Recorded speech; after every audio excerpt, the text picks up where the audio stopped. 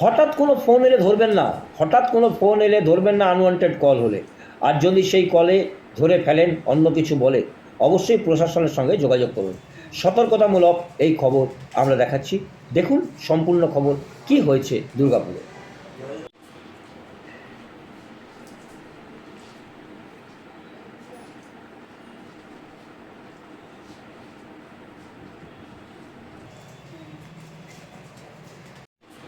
নমস্কার, আমি তিলাঞ্জন, TSNM news আপনাদের স্বাগত। আমাদের বিশেষ অনুষ্ঠান তুমি বলবে আমি শুনবো। এতে আমরা কিছু বলি না, এতে সাধারণ মানুষ বলে, প্রশাসন বলে, জনগণ বলে, আমাদের মধ্যে বার্তা পৌঁছায়।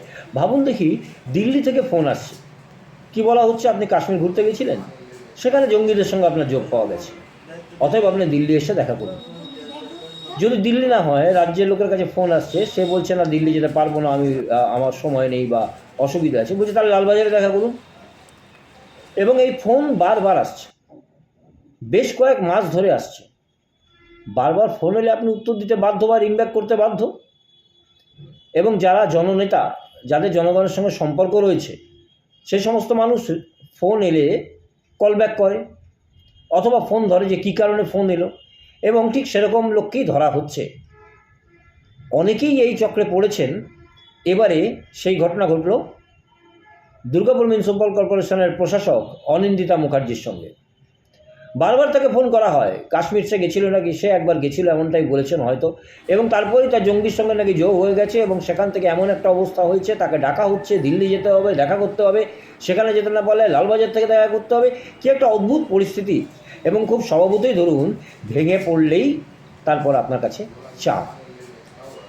এরকম ফোন নাম্বারে আসছে, ফোন নাম্বারটাও উঠছে, তাতে নামও উঠছে। কী করে বুঝবে বলুন তো মানুষ? প্রথমে শুনুন অনিন্দিতা মুখার্জির সঙ্গে কী ঘটনা ঘটেছে। এটা বেশ শুরু হয়েছিল মাসখানেক আগে। তখন অ্যাকচুয়ালি আমার জানা ছিল না, এরকম শুনতাম যে ফ্রড কলস আসছে, কিন্তু আমার সাথেই যেটা হবে এটা কখনো ভাবিনি। হঠাৎ করে সকালবেলা একদিন ফোন করে বলেন যে আমি দিল্লি পুলিশ থেকে ফোন করছি। আমি বললাম দিল্লির সাথে তো আমার কোনো কানেকশন নেই, দিল্লি পুলিশ থেকে ফোন করার কি আছে। ঠিক আছে, তাহলে আমি লালবাজারে ট্রান্সফার করছি, লালবাজার থেকে আপনার সঙ্গে কথা বলবে। আমি বললাম হ্যাঁ বলুন, কি প্রয়োজন আছে। আমি chairperson Durgapur municipal corporation. Phone করে, আপনার নাম অনিন্দিতা মুখার্জি? আমি বললাম হ্যাঁ। আপনি কাশ্মীর গেছিলেন? আমি বললাম হ্যাঁ, বছর দুয়েক আগে আমি আমার বাচ্চাদের সাথে বেড়াতে গেছিলাম। আপনার সঙ্গে আতঙ্কবাদী কোনো একজনের নাম টাম করে বলছিলেন, এদের সঙ্গে যোগাযোগ আছে এখনো, এবং আপনার এগেনস্টে চার্জ আছে, আপনাকে এসে এখানে হাজিরা দিতে হবে দিল্লিতে। আমি বললাম দিল্লিতে আমার পক্ষে যাওয়া সম্ভব না, কলকাতাতেই লালবাজারে আসুন। বহুক্ষণ, মানে প্রায় আধ ঘন্টা ধরে বচসা হওয়ার পরে আমি আমার হাজব্যান্ড, যিনি আছেন মাননীয় অপূর্ব মুখার্জি স্যার, তাকে আমি দিই ফোনটা। তার সঙ্গেও প্রায় আধ ঘন্টা বচসা চলে। তিনি বলেন যে না, আমাদের তো এরকম কিছু নেই, আমরা তো জাস্ট বেড়াতে গেছি, চলে এসেছি। আর আমার একটা ছোট্ট এতটুকু এই সিম্পল ফোন, এই ফোনে আতঙ্কবাদী সে সঙ্গে যোগাযোগ। আমি বারবার ওনাদের বলছি দেখুন আমার একটা ছোট্ট ফোন, এতে সম্ভব নয়, আমি কাউকে চিনি না, আমার সাথে কারোর যোগাযোগ হয়নি। আমাকে একটা অন্য নাম্বার দেওয়া হলো, যেহেতু কাশ্মীরের সিমটা কাজ করে না, তো সেইটা থেকে আমি ছোট্ট ফোন থেকে আমার জনগণের সঙ্গে যোগাযোগ রাখা দরকার, আমি রেখেছি। তারপরে উনি বেশ কিছু অ্যাহেজ করার পরে আমার হাজব্যান্ড অত্যন্ত বিরক্ত হন, এবং তখন তিনি সিপি, মাননীয় সিপি স্যার, মাননীয় ডিসিপি স্যার, মাননীয় এসিপি স্যার, সবার সঙ্গেই যোগাযোগ করেন। এবং শুনেই ওরা বলেন যে এটা তো পুরো ফ্রড কল, এগুলোকে একদম অ্যাটেন্ড করার কোনো দরকার নেই। এবং যখন সেই নাম্বারটা দিয়ে ট্রু কলারে দেখা যাচ্ছে, পুরো ফ্রড ফ্রড লেখা আসছে।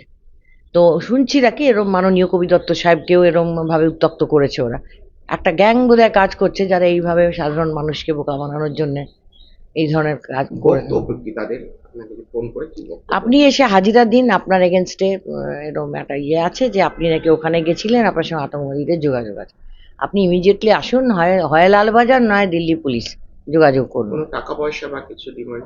না, তারপরেই হয়তো যদি আমি কান্নাকাটি করে বলতাম দেখুন আমার পক্ষে সম্ভব না, যদি এরম ভাবে ম্যানেজ করে দেওয়া যায়, তাহলেই হয়তো বলতেন যে ঠিক আছে ঠিক আছে, আপনি তাহলে এত টাকা পাঠিয়ে দিন, আমরা করে দিচ্ছি। এটাই ওদের একটা, আমার মনে হয় যে পুরো একটা গ্যাং এটাতে কাজ করছে।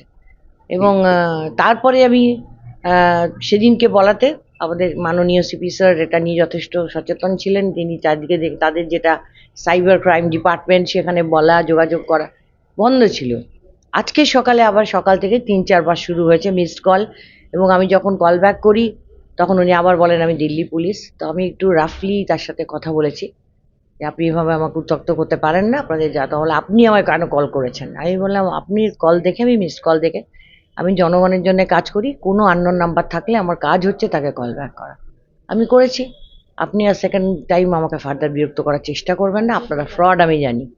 এই কথা বলার পর থেকে কিন্তু আর আসেনি। সম্পূর্ণ বিষয়টা শুনলেন, সঞ্জিতা মুখার্জির কথা শুনলেন। একবার ভেবে দেখুন তো, হঠাৎ করে যদি এরকম ফোন আসে, আপনি যদি ফোন ধরেন এবং আপনাকে বলা হয়, একজন সাধারণ মানুষ, তার কি পরিস্থিতি হবে? এবং একবার নয়, বারবার কথা বলা হচ্ছে, বারবার ফোন করা হচ্ছে, ডাকা হচ্ছে, এবং মানুষ তো ভয় পেয়ে যাচ্ছে, মানুষ তো ভেঙে পড়ছে। প্রশাসন তৎপর হয়ে কাজ করছে অবশ্যই, কিন্তু যারা সেই মুহূর্তে এই ফোনটা নিয়ে চিন্তায় পড়ছেন তাদেরকে কিন্তু চেপে ধরছে। এবং ঠিক কিভাবে ঘটনা ঘটছে, কিন্তু বিষয়টা হচ্ছে এই যে ফোন নাম্বারটা উঠছে এবং তারা বলছে, সে কল রেকর্ড আপনি করতে পারেন, তারপরে হয়তো নাম্বার বদলে যাচ্ছে বা সেই নম্বরে পাওয়া যাচ্ছে না, বা রিং ব্যাক করলে আবারও তারা বলছে।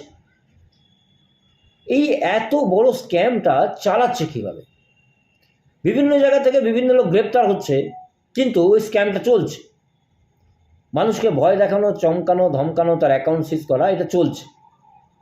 প্রশাসন গ্রেপ্তার করছে, চেষ্টা করছে, মাথা খোঁজার চেষ্টা করছে, কিন্তু কত অপরাধী তাহলে এর সঙ্গে জড়িয়ে আছে যে ঠিক এই রকমের ঘটনা ঘটিয়ে যাচ্ছে। এবং যথারীতি কোথা থেকে এরা সিম পাচ্ছে, কীভাবে সিমটাকে ইউজ করছে, ফোন নাম্বার উঠছে, নাম উঠছে, সেই ব্যক্তি কোথায়, তারপর আবার রিং ব্যাক করলে কখনো পাওয়া যাচ্ছে, কখনো আবার পাওয়া যাচ্ছে না। এক অদ্ভুত পরিস্থিতি চলছে। এবং শিল্পাঞ্চলে, বিশেষ করে দুর্গাপুরে, প্রশাসক অনিন্দিতা মুখার্জির সাথে এরকম ঘটনা ঘটায়, এরকম ফোন আসায় যথেষ্টই কিন্তু চাঞ্চল্য ছড়িয়েছে। এই খবর সতর্কতা অবলম্বনের জন্য প্রশাসন অবশ্যই বলছে, আমাদের পক্ষ থেকে আমরা বলছি, সতর্ক থাকুন। যে কোনো আনওয়ান্টেড কল হঠাৎ করে ধরবেন না। যদি সেরকম কথা বলে প্রশাসনকে অবশ্যই জানান। আমাদের বিশেষ অনুষ্ঠান তুমি বলবে আমি শুনবো আজ এ পর্যন্তই। আবার দেখুন আগামীকাল।